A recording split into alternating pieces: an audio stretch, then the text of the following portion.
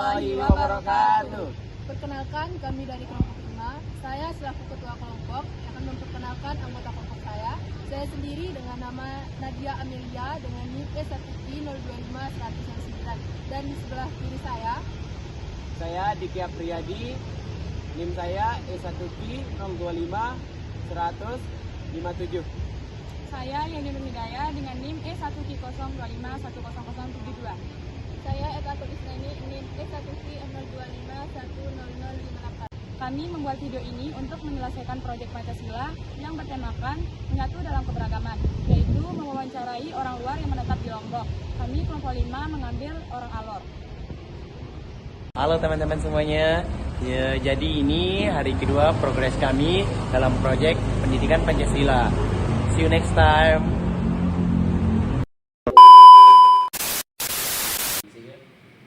Selamat sore. Jadi perkenalkan, kami dari mahasiswa Universitas Mataram dari Fakultas Ilmu Pendidikan dari Prodi Pendidikan Fisika. Jadi tujuan kami datang pada hari ini karena kami akan mewawancari kakak tentang proyek pendidikan Pancasila, yaitu mewawancari orang luar. Jadi kami memilih tema yaitu mewawancarai orang Alor. Pertama-tama kami akan menanyakan umurnya kakak, dari paguyuban mana, sama pekerjaan. Oke, baik. Yang pertama, izinkan perkenalkan, nama saya Adi Pratama Jadi.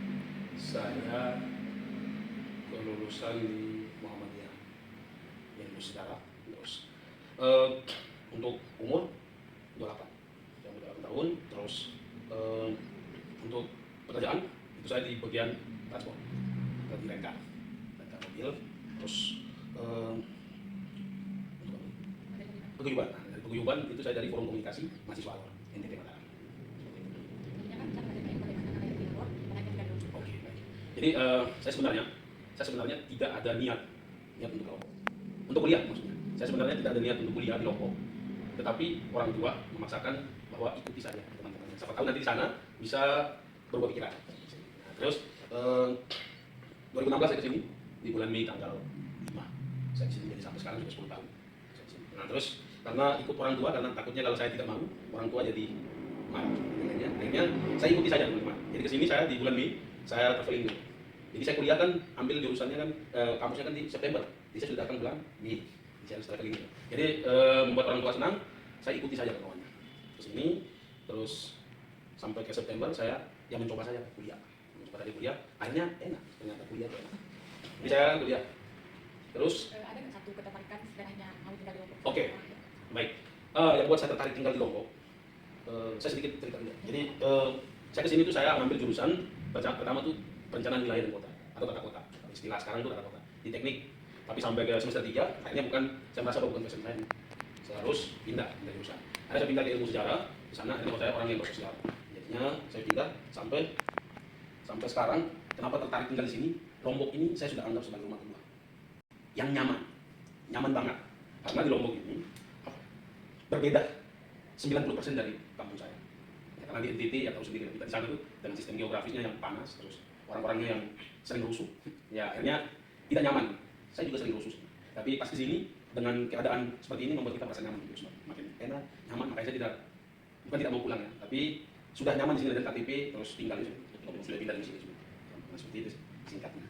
Terus selama kakak tinggal di Lombok tuh gimana kalau kakak apakah ada budaya yang berbeda yang mencolok kita harus? Oke, baik.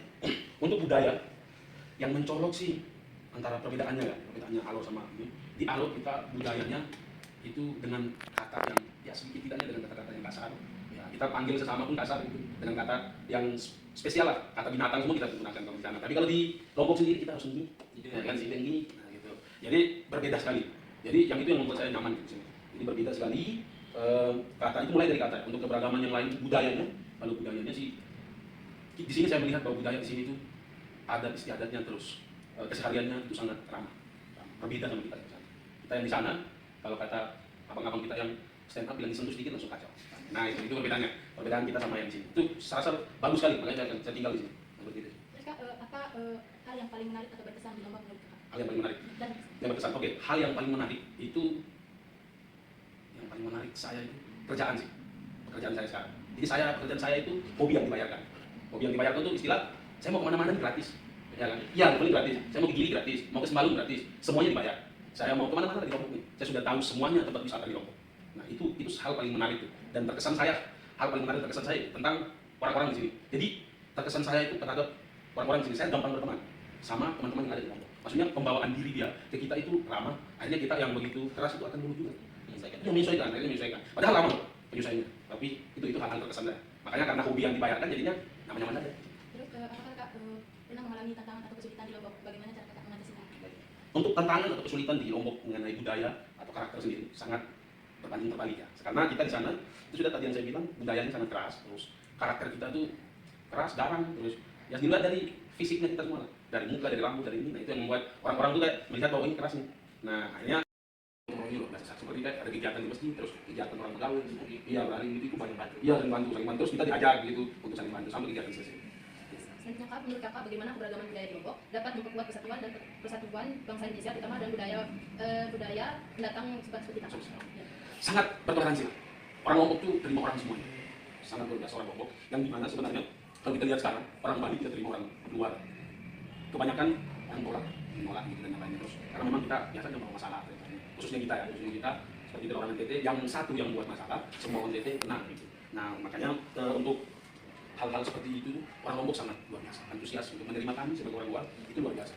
Toleransi beragamanya luar biasa. Walaupun mungkin di satu tempat itu ada yang fanatik, ya kan? Ada yang fanatik tentang agama. Tapi untuk yang sekitar saya yang saya rasakan toleransinya bagus, terus karakter terus sama kita bagus, keberagaman budaya kami hampir sama.